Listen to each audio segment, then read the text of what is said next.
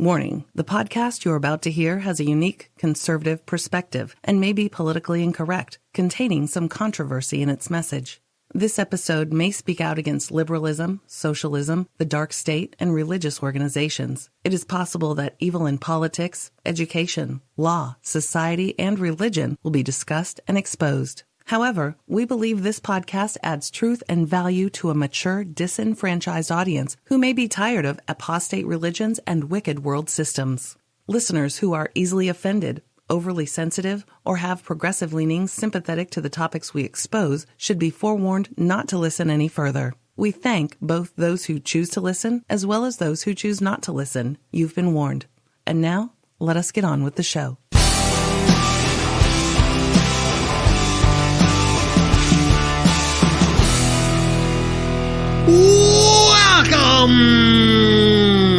Welcome to Friday. This is Miss KAPOW, and today's date is November 4th, 2016. We're just 4 days away from, Yeah, the big one. Yeah. The big one. Scary. It is. My name is Chad Water. Chad Water? Yeah, that's my name, and I'm filling in for Brother KAPOW, who was murdered and set on fire by a killer clown while attending a Halloween carnival at the Mesquite Methodist Church. Eating cheese. So I'm filling in for him tonight. Chad Water. Chad Water. Brother KAPOW was killed by killer clowns. Really? And this is the name you came up with? Chad Water. That's my name, Miss KAPOW. Okay. What are you, some kind of conspiracist tinfoil hat? Saying, Chad Water. Chad Water. I think it's catchy. I think it sounds real. It is real. That's who I am. Today's show is called... Oh, yes. It's called Full Retard. Full Retard. Yes. Like Chad Water. Like Chad Water went full retard there. Many of you remembered that very funny movie, Tropic Thunder. You remember that? Was it Ben Stiller in Tropic Thunder? Yeah, but who made the movie was... that guy. Robert Downey Jr. Yeah. Robert Downey Jr. stayed in character. I thought he was hilarious. He did. Jack Black was in there, all these crazies. But it was about these actors playing Vietnam veterans, or they were Vietnam soldiers, I'm sorry, but they were actors. And Ben Stiller's character, he was a real good actor, but they looked down on him because he had done a movie where he went full retard. and Robert Downey's character had explained, and he was talking about these different movies, that you go a little bit retard, you go a little bit here, you have a little bit of this, but you never, ever go full retard. Exactly. It ruins your career. Yeah. And that's what Ben Stiller had done, his character had done in this movie. Yeah, he overacted. Retard. Yeah, and so that's the name of the show, because what's going on in society right now, it's all They've gone full retard. They've gone full retard. Hillary Clinton has gone full retard. The whole government, our corrupt American government, has gone full retard. Obama's full retard. The church is full retard. It's all full retard. The whole world is full retard. It's all full. Oh, yeah. It's all crazy. And I can say that term retard freely now because we have a disclaimer at the beginning of the show. Yeah. It offends you. Yeah. Wasn't that a neat little disclaimer? Yep. It's a little warning. So, if you're still here being, you said retard, then shame on you. Because you're a retard. Because you were duly warned. Oh, my goodness. I love it. So now I have freedom. Chad Water has freedom. Brother KAPOW didn't have the freedom. No. Brother KAPOW was a little tight. He was a little wound tight. His bun was in a knot. Mm-hmm. You know what I'm saying? A knot bun. A knot bun. We have a good show. We really do, folks. Don't listen to me because we do have a good show coming up. And I'm just going to explain a little bit of it. After Miss KAPOW reads the scripture in a second, we're going to talk about this experience that we had regarding UFOs. Yeah, yes, that's right. That's right, Miss KAPOW and Brother KAPOW, not Chad Water, but Brother KAPOW and Miss KAPOW had a UFO experience.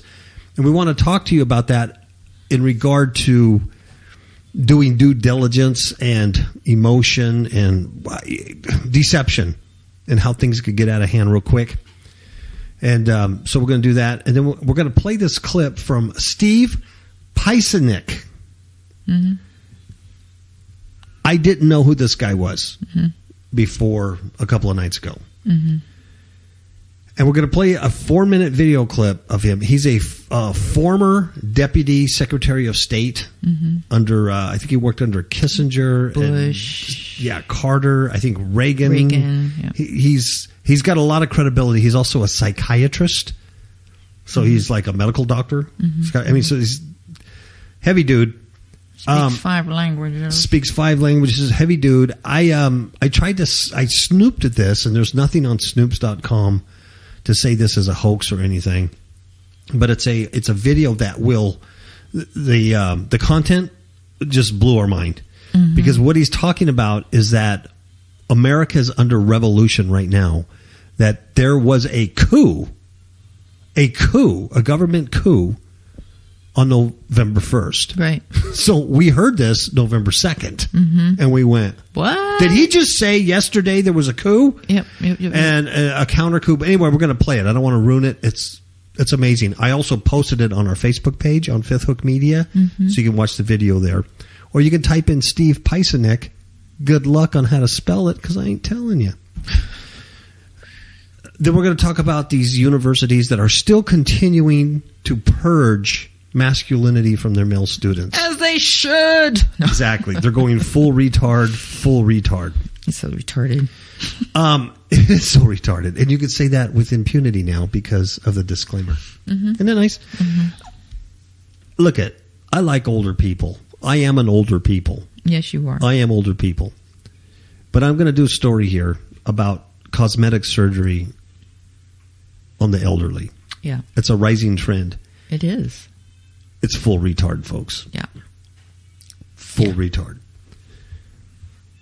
Then another full retard is Hillary, and how she's claiming the first day in the White House she's going to do all this stuff for children. She's done more for women and children than Moses. Yeah. But yet, when she was in Idaho or Iowa, one of the two, there behind her is sitting the nation's #1 abortionist. Yeah. So that's full retard. And then we're going to do a can't fix stupid. But I can't tell you what that's going to be because it's a good one, though. It's a good one. And I can't tell you. That's going to be the cliffhanger. That's the teaser, folks. So stay tuned. Stay tuned. Thank you. Good night. Okay, this is Chad Chatwater reporting on the KAPOW Radio Show Network. Ew, I don't like that name. Or I find it reminds me of a watercress sandwich. How does Chad Chat? When you say the name, I see watercress sandwich. Wow. Yeah. With noodles? No, it's a sandwich without crust. Wow. It's very continental. I think that's what it is. Wow. Chad. Yeah, well, it should have a British accent, but I can't do it. You can do one. No, I can't do a good one. I can't. All right, whatever. Okay, can you do... Okay, my scripture for today is read in Judges, chapter 2, verses 11 through 19. And it reads as thus. And the children of Israel did evil in the sight of the Lord and served Balaam, or Baalim, which is plural for Baal. Okay, so they served many gods. Oh. And they forsook the Lord God of their fathers, which brought them out of the land of Egypt, and followed other gods of the people that were round about them, and bowed themselves unto them, and provoked the Lord to anger. And they forsook the Lord, and served Baal and Ashtaroth. And the anger of the Lord was hot against Israel, and he delivered them into the hands of spoilers that spoiled them. So those are robbers that robbed them. And he sold them into the hands of their enemies round about, so that they could not any longer stand before their enemies.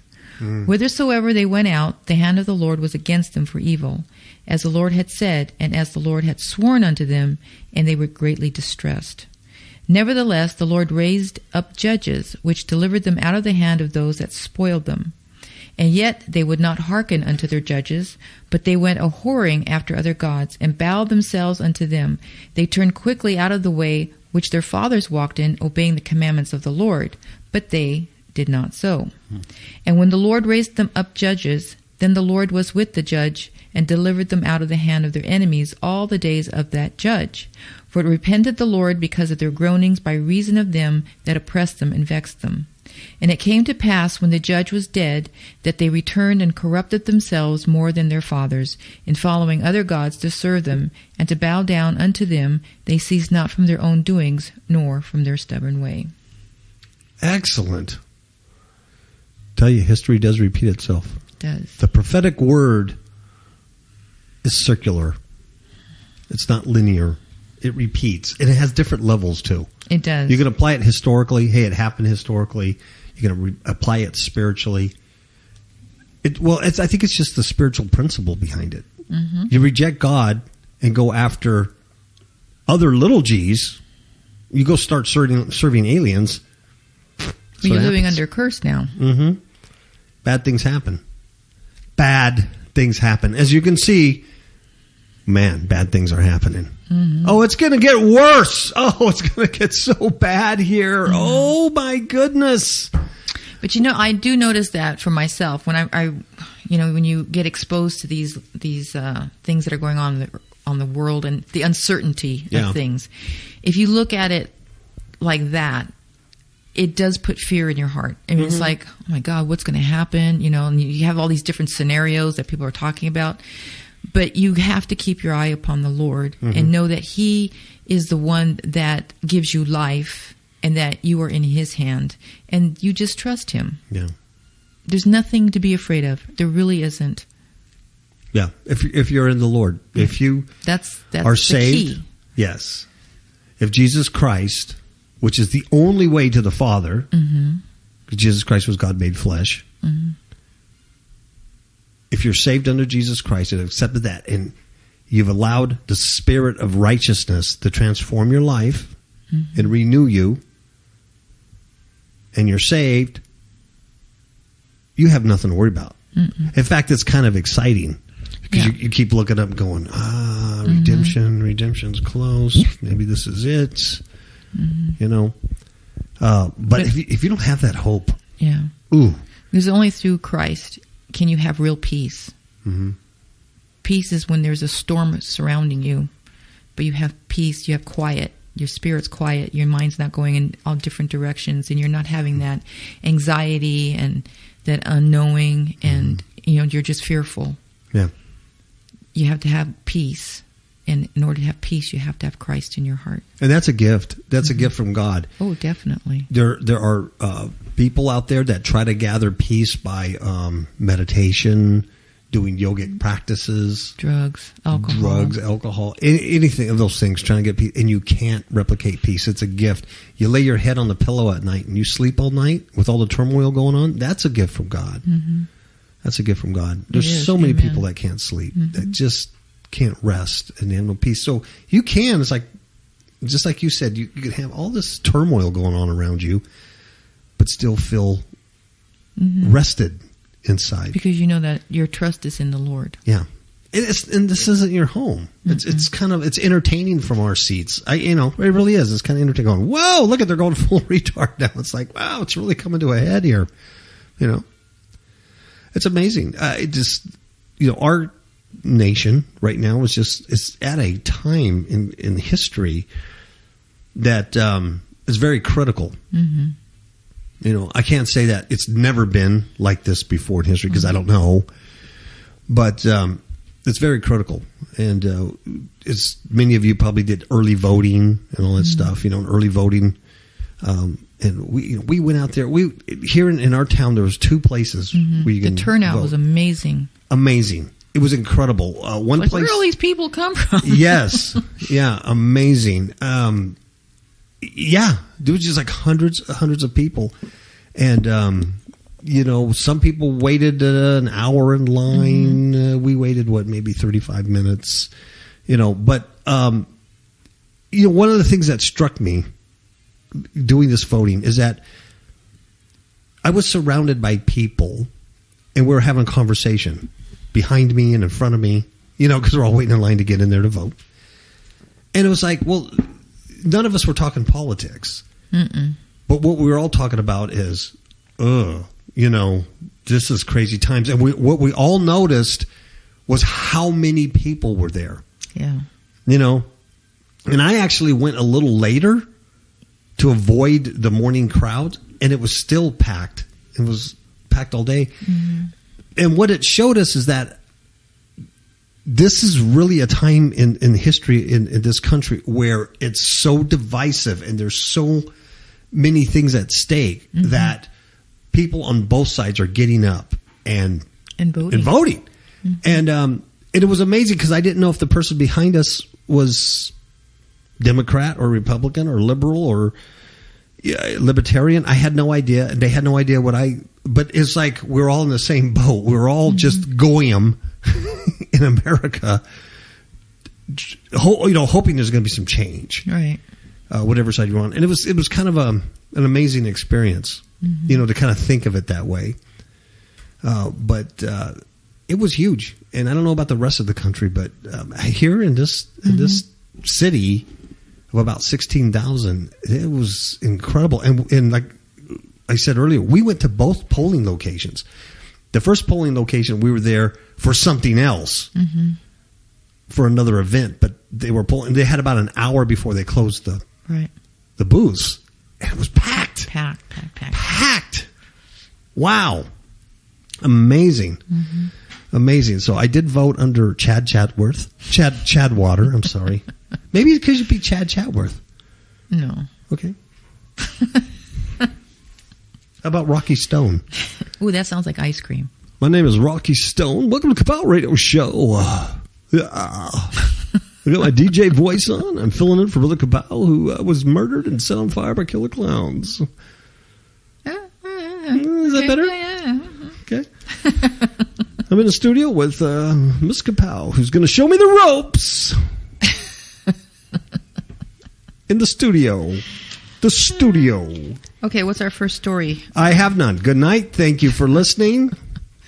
Let's talk about our UFO experience. Oh, that's right. You did say we were going to do that. Yeah, because we're going to go somewhere with this, folks. But I'm telling you right now. Okay, I'm back to Brother KAPOW. Miss KAPOW and I had a very weird experience last week. I don't even remember what day it was. It doesn't matter. But it was last week. It was between last Freedom Friday and this Freedom Friday. You want to begin? Well, I was walking the dogs in the evening. And on my way back from walking the dogs, I noticed behind my neighbor's house, this neighbor lives across the street from us, and I noticed behind her house there was these amber lights. They look like street lights. But I was thinking to myself, I don't remember street lights being directly behind her house. And there were maybe like 3 of them, and they were like in a row going upward. And then the very last one was on top of the other 3. And it was a little too high. My dogs are barking. Be quiet. So I thought, that's really strange. So I was just watching them, and they weren't moving or anything. But as I was watching it, the very top one was moving across the sky, and I'm thinking, well, that's odd. And then the other 3 were moving across. So I thought, oh, this is weird. Mm-hmm. So I went and I put the dogs in, and I called Brother KAPOW to come outside to see this wonder.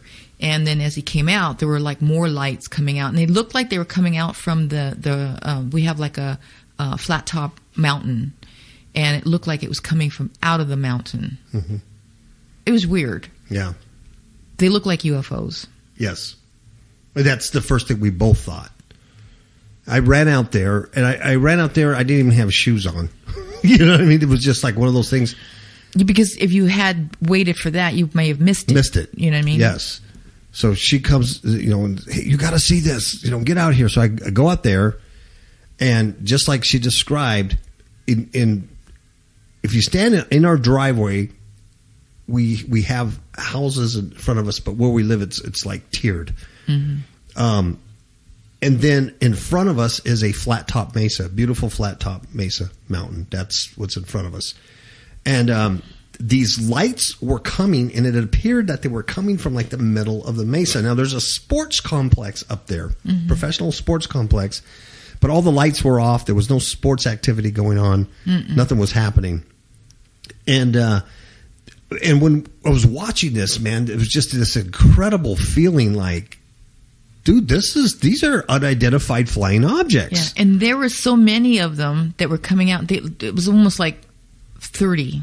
Yeah. I mean, there were a lot. There were several dozen. And in my mind, I'm thinking if these are like aliens, this is the invasion. Yes. This is the invasion that, They're here. It looked like the movie Signs. Yes. It was really eerie. Yes, it was eerie. And we were the only ones out. We were standing in our driveway. No other neighbors were out. Videos and pictures. Yes. Yeah, I ran into the garage. I grabbed binoculars. Miss KAPOW had her phone, so she starts filming it, taking pictures and stuff. And I get these binos, and I'm looking at them, and what they look like are like jellyfish.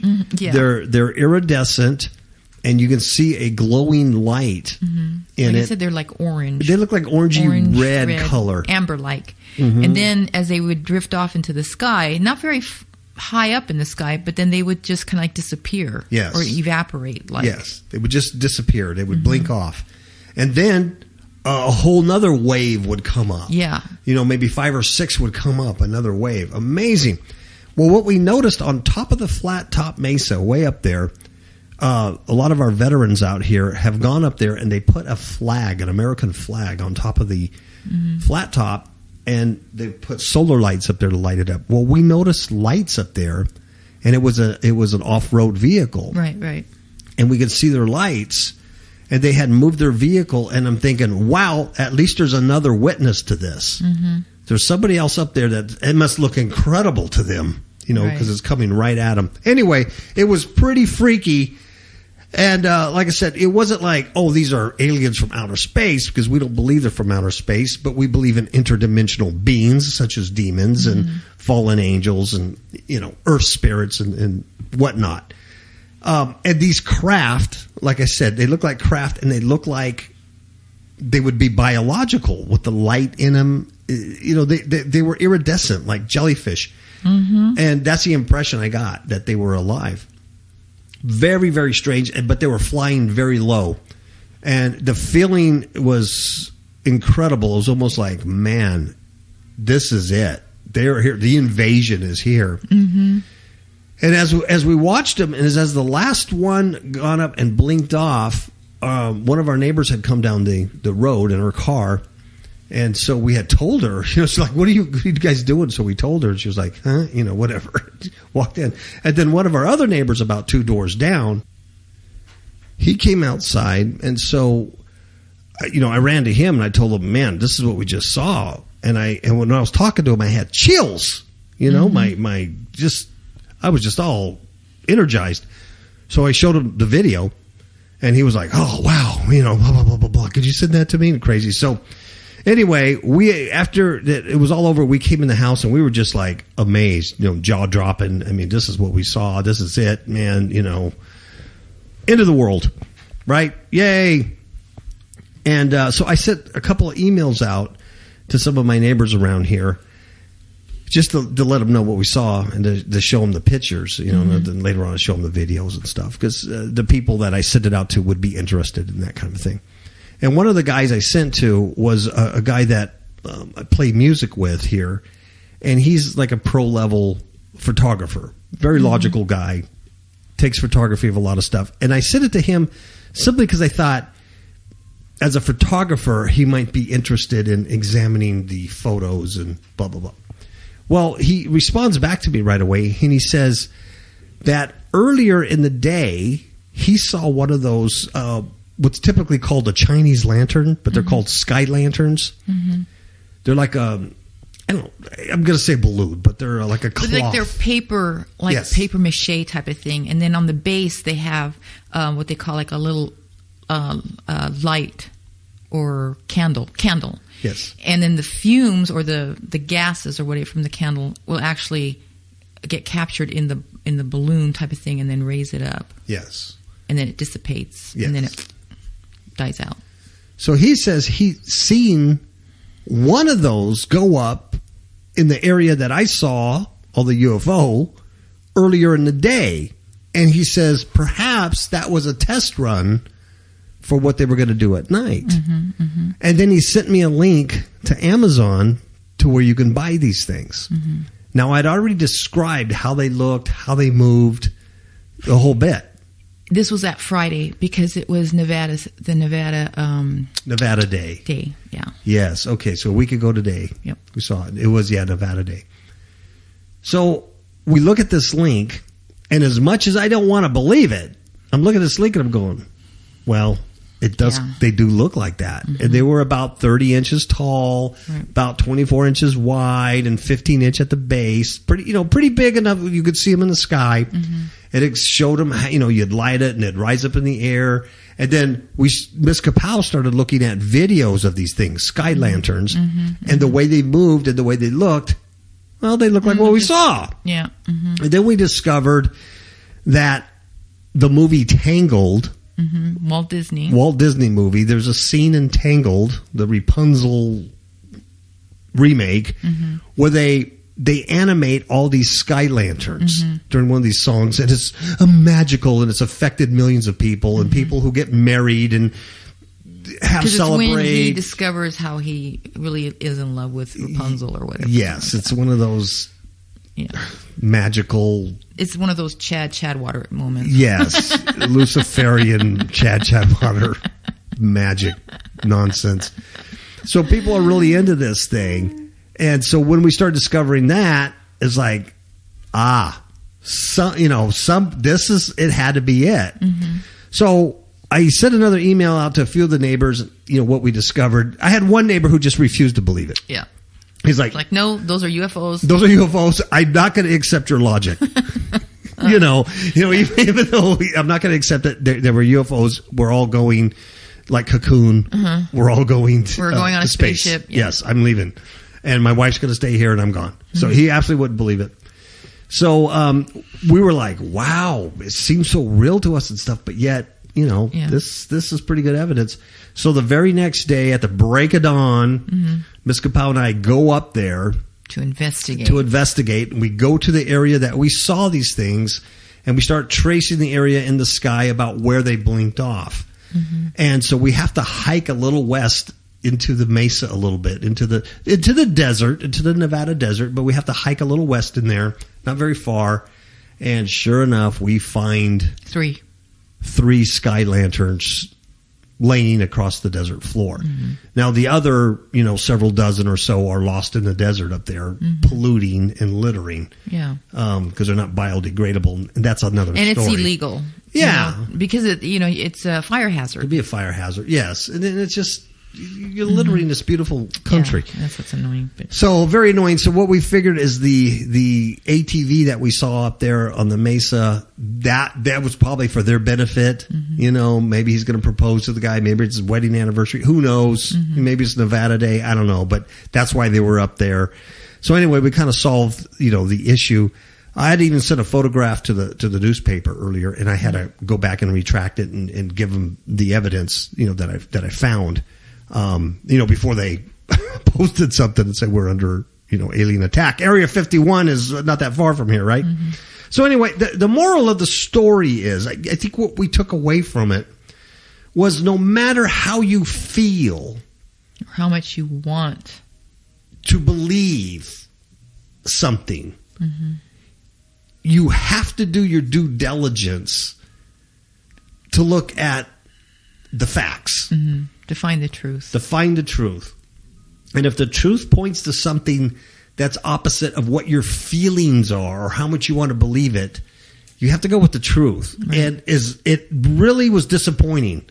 And the neighbor who refused to believe it, he finally had to believe it when we found evidence of the lanterns. I took pictures of it, and so here they are. We found them, 3 out of the 30 or whatever. We found them. And so he finally had to, but that was a significant lesson, because you could see something like that and go, I saw UFO, I saw an invasion, it's the end of the world, blah, blah, blah. But when the other evidence points and you can prove it, you have to, right? You have to go with the truth, right? And so it was a valuable lesson type of thing. So we just wanted to share that with you because it was quite the experience there for, about 12 hours? Yeah. Till we discovered. And then last night, there was a gray alien that came to me, laid on top of my head in the middle of the night and whispered sweet nothings to me and promised me mounds and mounds of cheese if I'd go with him. But that's another Freedom Friday. So anyway, isn't that amazing? So anyway, I always heard about Chinese lanterns and all this stuff, and I'm going, what are you talking about? But it's interesting because the history of it is that it began like in the 3rd century with the Chinese, and what they did was they used it as a guide for ancestral spirits, that they believed that it would guide the spirits and blah blah blah, and bring back wisdom and wisdom and protection or guidance. Yes. You know what I mean? And a lot of other people use it as they put their troubles onto the balloon and then they shoot it up, and or they do it for their dead. A lot of dead. It's used for a lot of funeral services, and this is what might have gone on too. Someone might have died, and these were raised up for their death. But they believe like the soul is in the candle in the lantern, and it rises up. Or you're sending a message to your loved one. Basically, it's necromancy, and you're talking to the dead one. Right. But the origins of the sky lanterns are occultic, right, and magical. And when we were listening to that song from Tangled. Now I have never seen the movie, and I've never heard this song. You were just reading. I was reading the lyrics to you. You didn't even hear the music. No, but I think we heard the music before because you go listen to this, and then we wanted to know what the lyrics were. Yeah. So then he was reading the lyrics. There was no music or anything like that, and I started emoting. Yeah. And I don't even know really what he was saying, but it was like it was just touching me. Yeah. And I started crying. Retarded. The song is very Masonic. The song talks about seeing the light. Mm-hmm. They want the light. The light's very important. The light. It's Luciferian. It's the light bearer. Mm-hmm. All of this stuff. So we can go and do a whole nother show. Satan. Yeah, they're singing to Satan. They're singing. It's a Disney movie. They're singing to Lucifer. We have a little nephew. He was 6 years old, 5 years old, and he fell in love with this Rapunzel, this animated character. Yeah. He wanted to marry her. Yeah. And you think, well, he's a little kid, but he's a little boy. Little girls are supposed to have cooties at that age. Yeah, there was something magical about that movie. Mm-hmm. Obviously, that I've never seen the movie, but it affected a lot of people because when you YouTube it and you read the comments, people are very affected by the magic of it, and especially that scene with the sky lanterns. Mm-hmm. Anyway, it's kind of interesting when you put that all together. We see them in real life, and we're just like, so yeah, creepy. Anyway, we went full retard last week, but now we're back. But see, that's the difference. We're back. Okay, we just went full retard for a little bit. We're back. All right. Hey, let's play this clip from Steve Pieczinik. Pieczinik. It's actually spelled P-I-E like pie. Pieczinik. All right. But you can watch the video on our Facebook page if you need to. So what I want you to hear is when he's talking, it's only 4 minutes. He says on November 1st, that's just a few days ago, there was a coup by the Clintons and their aides to take over the government. Mm-hmm. And then he talks about a counter coup with intelligence officers and agents who are fighting the Clintons from getting into the White House because of their corrupt activities and their criminal activities, and that there are FBI agents, NIA agents, CIA people that know that if they get in, there'll never be justice. So they're good men and women working these things, and they're doing a counter coup. And what he is saying is that they have provided Assange, WikiLeaks, with the information. It's not Russia. It's not anybody. It's not even Assange. He's provided to it by our own intelligence agency. Like I said, this guy's not an idiot. He's a psychiatrist. He's worked under Kissinger. He was a former deputy Secretary of State. He's not a knucklehead. Why he would come out and do this, is beyond me. If he just wants to ruin his reputation or whatever. And I guess this is the first time he's appeared on video in years. No one really knew what he looked like. So I Snoop.com'd it to see if it was a hoax or something. It's all over the internet. Alex Jones has had it, and a lot of people are commenting on it. So anyway, I'm going to play that for you, and that's about what you're going to hear. Okay, ready? Ready. All right, Chad Chatworth off for right now. On November 1, 2016, Hillary and Bill Clinton and their entourage of assistants effected a civilian coup. In contrast to the usual concept of a coup where the military is involved and takes over the White House and communication centers, very much like the scenarios you see in a movie, this coup was done silently and very effectively through two methods: corruption and co-optation. The Clintons have been involved in co-opting our White House, our judiciary, our CIA, our Federal Bureau of Investigation, our Attorney General, Loretta Lynch, and our Director of the FBI, James Comey, for some time now. What they've done is to make sure that they were part and parcel of a group of people who were interrelated through political cronyism. However, in order to stop this coup, we in the intelligence community and others involved have informally gotten together, and with their permission, I am beginning to announce that we've initiated a counter-coup through Julian Assange and WikiLeaks. What has happened in effect when Comey had to open up the case of Hillary Clinton and discuss the emails that were involved with the Anthony Weiner case, it was not the case itself that was as important as the fact that this was the entree for many of us in the counter-coup to say to the administration, we have your number. Not only do we have your number, we're going to stop you from making Hillary the President of the United States. And at the same time, we will convict and indict the President of the United States, Loretta Lynch, and many others who were involved in the cover-up of the massive corruption that occurred under the Clinton Foundation. Now, in both cases, their coup was silent, and our counter-coup was silent, and it was all transgressed or occurred on the internet. And this is probably the first time in the history of any country where a coup was initiated through the internet and a counter-coup was initiated through the internet. I am just a small part of something far bigger than myself. It was the brave men and women who were in the FBI, the CIA, the Director of Intelligence, the military intelligence, and men and women in 15 other intelligence organizations who were sick and tired of seeing this corruption in the White House, in the Justice Department, and in the intelligence system. And we decided that there was something we had to do in order to save the Republic.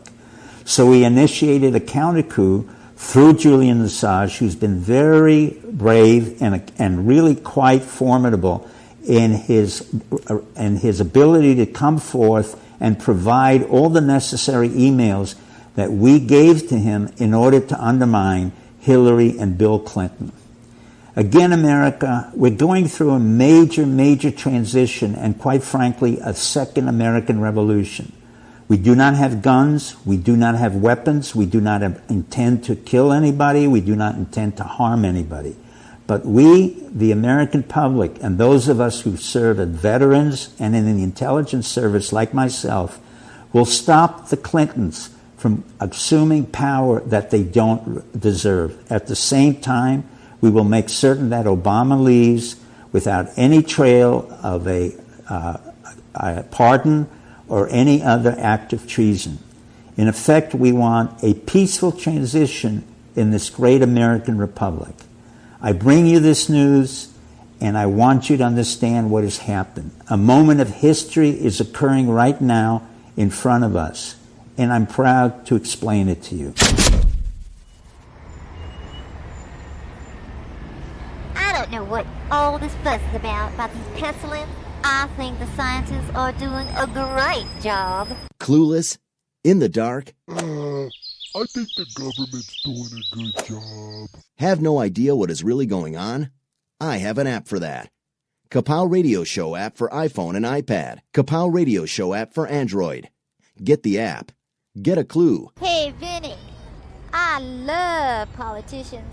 I think they've got my best interest in mind. Get the app. Get a clue. FifthHookMedia.com. Wow. I know. Interesting, huh? Wow. If this is absolutely true, and at this point, you know, I don't know, because I don't know if it's a sky lantern thing, just me wanting it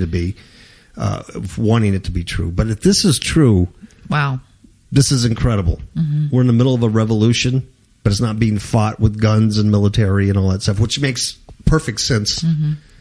But being fought via the internet, through hacking, through WikiLeaks, a coup and a counter coup. Basically, we're at war with this corrupt, tyrannical government, or as Bill Cooper would say, a Luciferian, socialist, tyrannical government. Amazing. So think about that. Watch the video. It's just him talking. It's the same thing. Or listen to that video clip again. Yeah, it's like not I said, very long. Yeah, it's only 4 minutes. I don't know, but wow. Food for thought. Food for thought. Okay. You know who else went full retard is our universities. Oh, yeah. Full retard. I want to. Why don't you read Exodus 1:17 for our listeners? Okay. It says, "But the midwives feared God and did not as the king of Egypt commanded them, but saved the men children alive." Saved the men children alive. The Pharaoh wanted to kill the men, the men children. Okay. Universities work to purge male students of their toxic masculinity. This is the spirit of Pharaoh. This is the spirit of Satan, Lucifer. This is not of God. Who has come to kill, steal, and destroy. Amen. Universities across the nation are taking steps to actively purge, Ms. KAPOW, actively purge male students of what's been labeled toxic masculinity. We talked about this several shows ago. I think it was Duke University. Well, now a lot of universities have jumped in on this. See, and it all goes back to feminism. You know, and then we even see the shows on TV, how they've demasculinized men, you know, where they're stupid and, you know, the woman is the strong one and these guys can't make decisions. They can't even boil water. You know, it's really terrible. Yeah, they're doing stupid things. I think it's funny. And like Doug Heffernan of King of Queens, you know, he's always hiding from Carrie, and he's always doing something, you know, sneaky. And what about Raymond? Same kind of characters, and you know, over and over again. You know, I will tell you this little story. I don't want to get too much off topic, but today I was driving Miss KAPOW's car, and Miss KAPOW was the passenger. And I decided to go to the car wash to get it washed, a self-washing thing. So we go through the car wash, and I back it in, and I park it. And it's a small car. And so I say to Miss KAPOW, I go, "You want me to go dry it off?" And she says, "No, I'll do it." Yeah. So she gets out, and she has a little towel, and she's just drying off the excess water. And I'm sitting in the driver's seat listening to Rush Limbaugh or something, right? So this young man comes through the other car wash, and he parks next to us, and I'm just kind of looking at him because he has a real pretty car. And he gets out, and he looks at Miss KAPOW, and then he does a double take, and he looks at me, looks back at her, and he just kind of has this look on his face and walks away. And the look on his face is like, "Dude, you are an arse. You are a jerk." And I thought to myself, wow, that probably looks really bad. Yeah. Because I would have thought the same thing. Had I pulled up and I saw whether it was a young man or an older man sitting in the driver's seat, and his old lady, right? Wife, girlfriend, whatever, is out drying the car while he's sitting in there. Oh man, it is like I said. Oh, right, this guy, this guy's an idiot, man. What is she doing with that dude? You know, and that's the kind of look he gave. But the thing is, you know, it wasn't that at all. It wasn't that at all.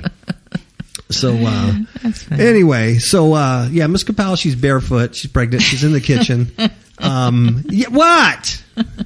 This Chad Chadworth. I'm doing laundry with stones. Laundry with stones, yeah.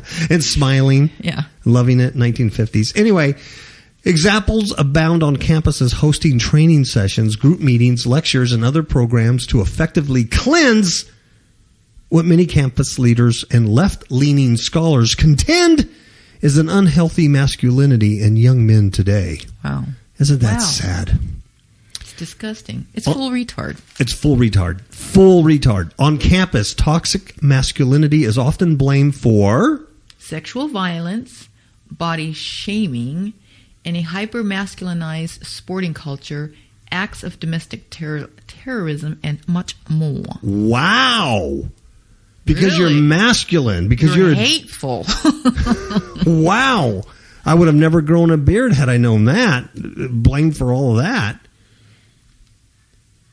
For example, a class at Dartmouth College this semester says it identifies so-called toxic masculinity as playing a role in the mass murder spree at a Florida club during the summer. Wow. I thought that was a guy that was dedicated to ISIS. But it was a guy. And he was macho, I guess. Yeah. See how hateful He was masculine. Yeah. This despite the fact that the gunman, Omar Martin, once again told police he did it on behalf of ISIS.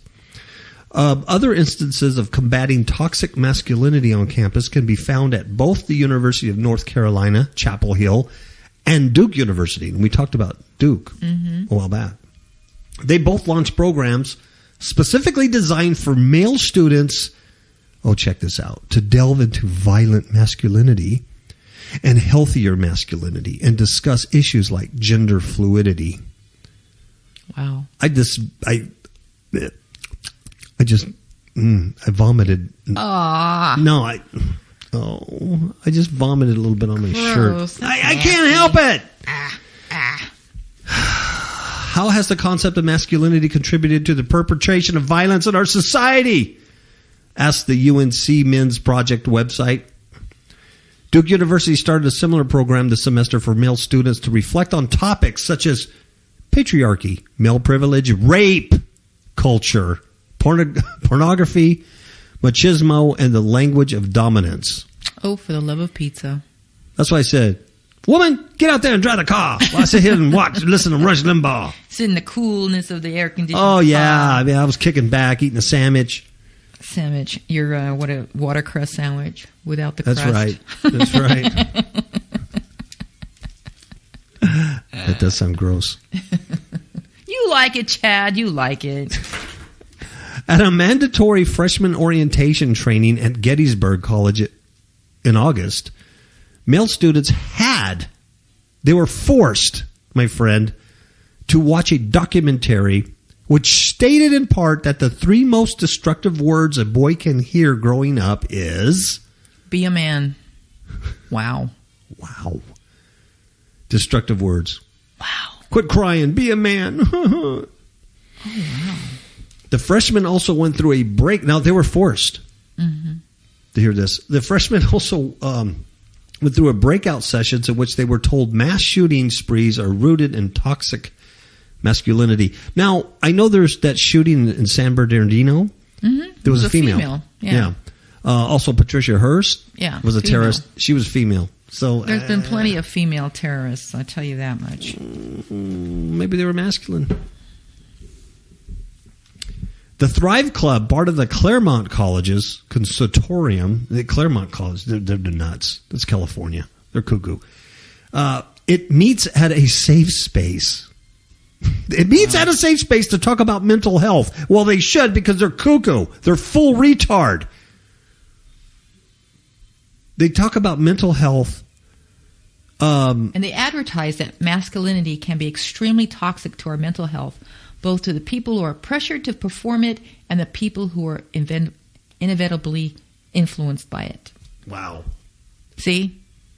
Yet the group refuses to disclose the contents of his discussions due to confidentiality concerns.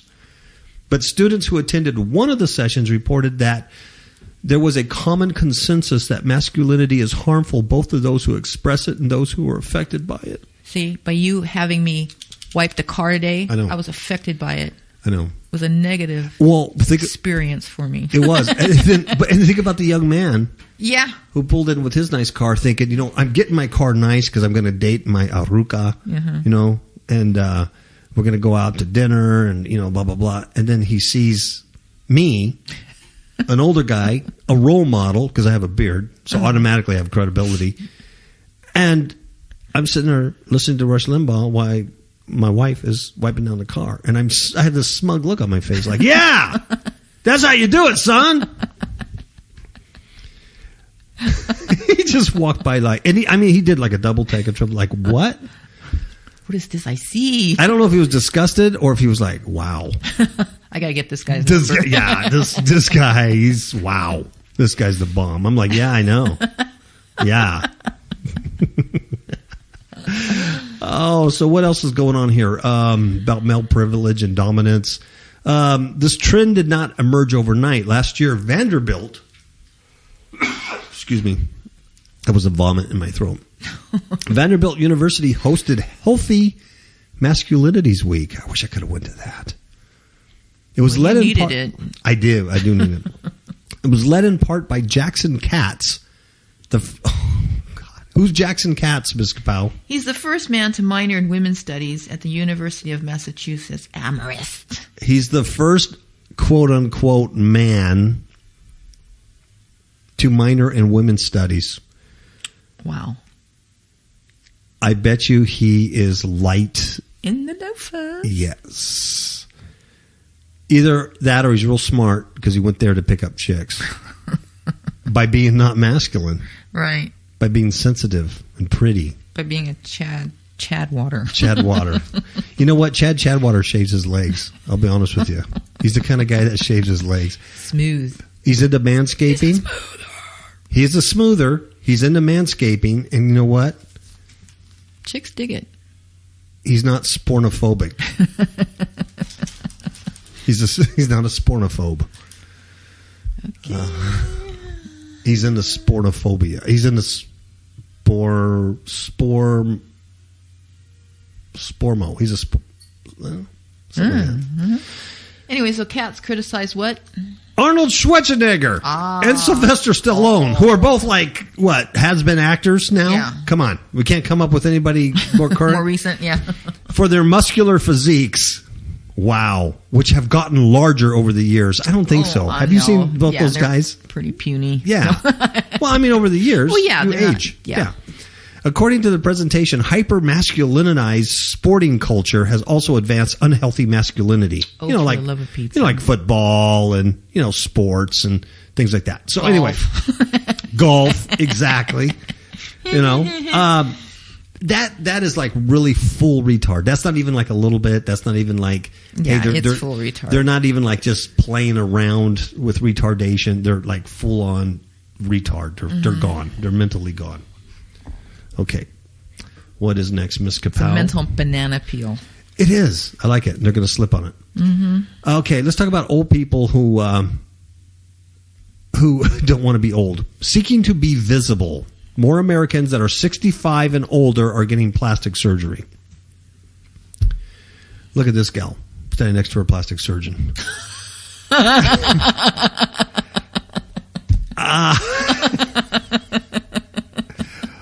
Full retard. Look at her. Standing next to her plastic. Looking at his face. Well, look at his face. He looks like he can use a little nip and tuck too. Her name is Jean Stark. She's 83 years old. God bless her heart. She's a retiree in Lakewood, Colorado. That's her first problem. She has a surgeon, Dr. Zamora, and she had work done on her eyelids a decade ago and is planning further procedures, including her neck and jaw. Here's another gal named Maria Vargas. She was fed up with looking like an old woman. Why? Why was she fed up looking like an old woman? I'll tell you why. Because she was 68 years old.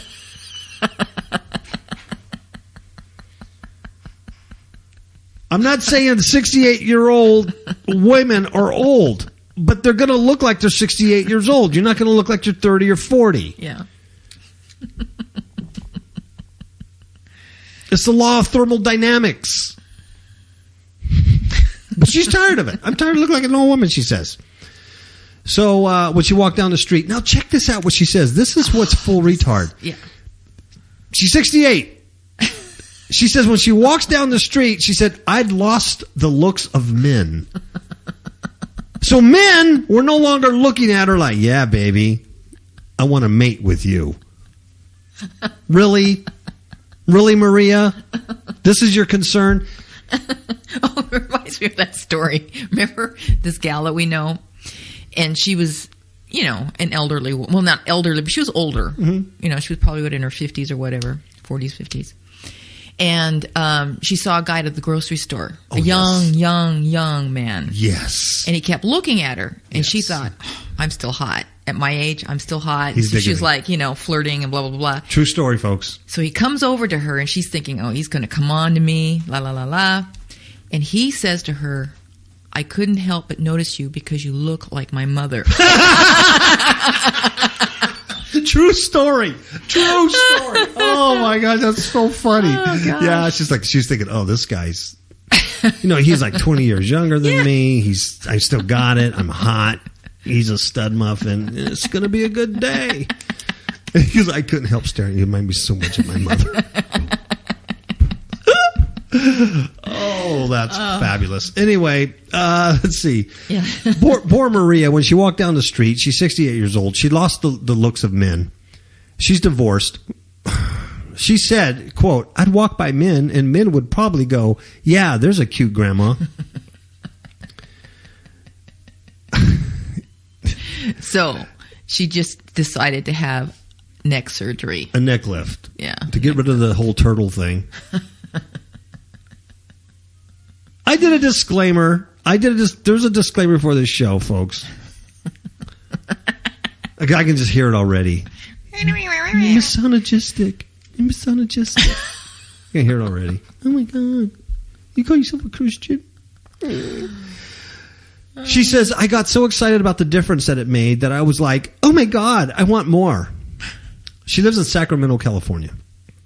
She's never had elective plastic surgery before, but now she said, no 30 or 45-year-old guy is going to ask me, "Hey, what's your number, honey?" But a 60-year-old will. And right there, I have more full retard issues about a 60-year-old guy going for a 68-year-old. Well, okay, I'm not going to say anymore. I mean, I don't know. What's up with this? Yeah. Oversexed society. Yeah, I mean, come on. I know. You should be knitting. No, I mean, I'm not saying that they can't. It's the spirit behind it, I think. Yeah.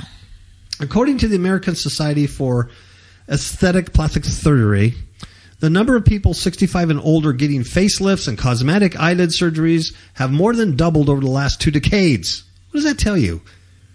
With much of that increase occurring over the last 5 years. Here's some stats. In 2015, 39,772 eyelid surgeries and 37,632 facelifts were performed on people 65 and older. That's a lot. Yeah.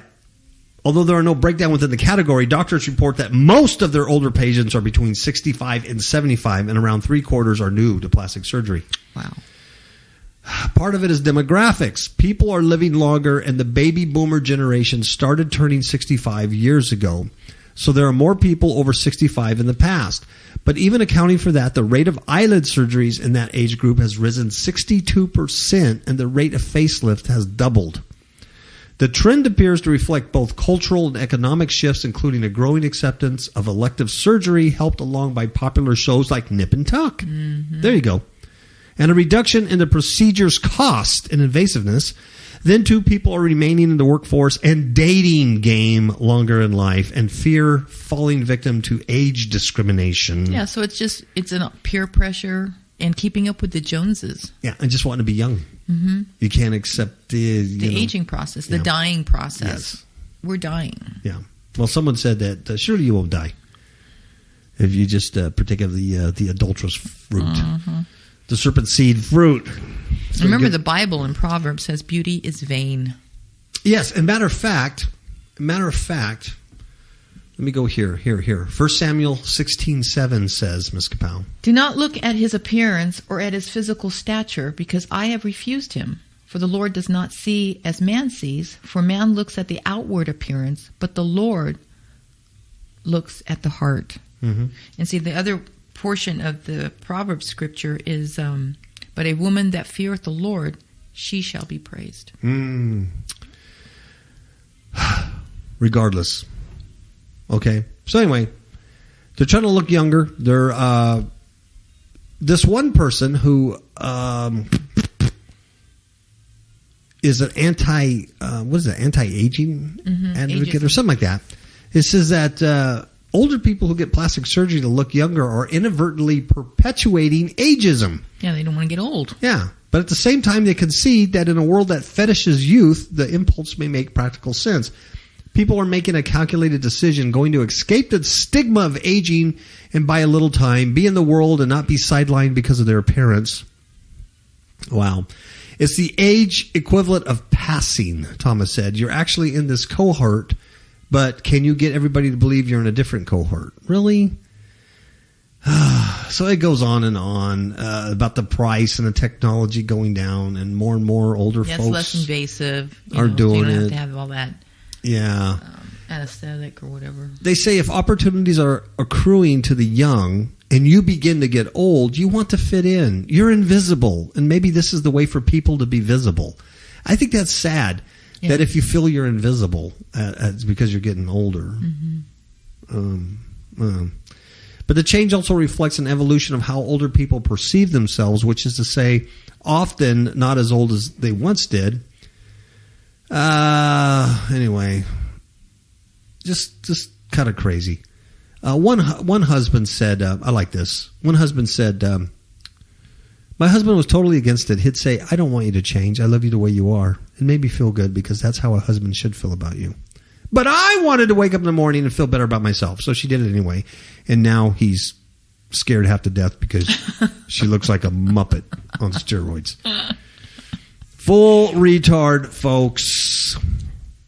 I know some would argue with me, but I don't care. I have a disclaimer.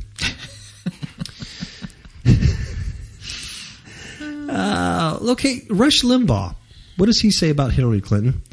Hillary Clinton, he posted a picture of Hillary Clinton. This is full retard. Hillary Clinton is holding the hand of some gal named Cecil Richards. Everybody know who Cecil Richards is? Yep. She's the head of Planned Parenthood. Mm-hmm. So this is basically hypocrisy. Yeah, because Clinton says, here's a quote, I will wake up every day in the White House to see what I can do to help children. That's a quote. Mm-hmm. And then there she is with Cecil Richards, the nation's #1 abortionist, seated right behind her in Cedar Rapids, Iowa. Oh, she's going to help murder kitties. Every morning she's going to wake up and see how she's going to help children die. Mm-hmm. She's full retard. Yeah. Okay. Definitely. This is our last story, and this is from You Can't Fix Stupid News Desk. Music, please. Music's playing. Ms. KAPOW, here's a student that was taking a topless selfie. And guess what happened? She crashes into a police car. That's never good. No. She's a Texas student. She says she was taking a Snapchat photo to send to her boyfriend when she hit the officer's car. She looks like she's smart. She's 19 years old. She was driving while taking a topless selfie when she ran into a back of a police car. I guess that's fortunate she didn't run into a pedestrian or kill some old lady who just had plastic surgery. Or some dude walking down the street being too masculine. That could have happened. Or a killer clown. She also had an open bottle of wine in a cup holder next to her. Why does that not shock me that she might have been a little tipsy? Mm-hmm. The collision was near the Texas A&M University, near Houston. It caused the airbag to deploy. Police said Radar, that was her name, that is her name, Radar, or Raider, was trying to put on her blouse when approached by the officer whose car she hit. So the officer says, freeze right there and put your hands up. And he held her in that position until all his buddies could come and take police photos of her. That's not true. I made that up, but I think it sounds good in the story. The cop says, I asked her why she was not dressed while driving, and she stated she was taking a Snapchat photo to send to her boyfriend while she was at a red light. The arresting officer wrote that in an affidavit. So anyway, she was arrested on suspicion of driving while intoxicated and released on a bond of $2,000, police said. That's an expensive Snapchat photo.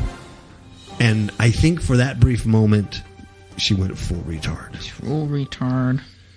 Do you have anything else to add, Ms. Bay? Nope. Well, I just want to say, my name is Chad Water. It's been a pleasure filling in for Brother KAPOW today. Our prayers are with him, and we hope he recovers and comes back soon from the dead. And thank you, Ms. KAPOW, for having me.